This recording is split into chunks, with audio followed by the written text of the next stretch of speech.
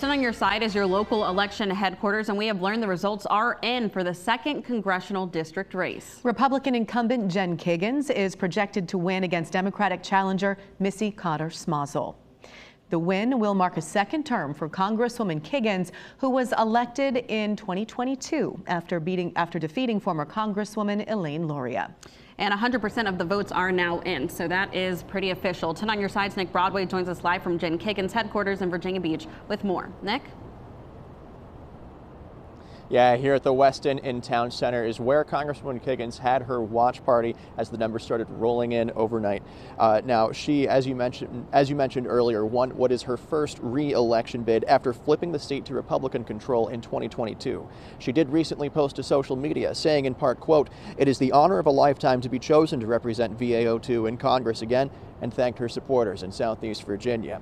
Now, even though polls did show a potentially tight race against Democratic challenger Missy Cotter Smasal, Kiggans did pull ahead on Election Day with at least 51% of the vote.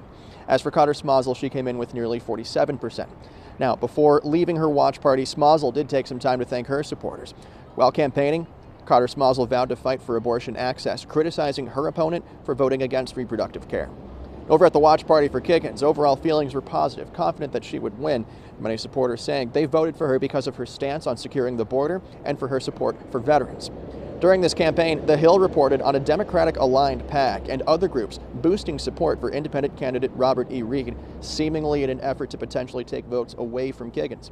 This district serves Virginia Beach, the Eastern Shore, Chesapeake, and other surrounding areas.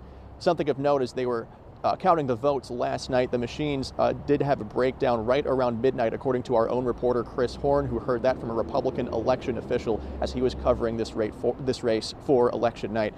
There were about 100,000 ballots still stuck in that logjam at about midnight, which is why that race wasn't called until early this morning, close to 1:32 in the morning. A very late night for the volunteers, the candidates, and the election workers and campaign staff here in Virginia Beach. Nick Broadway, 10 on your side.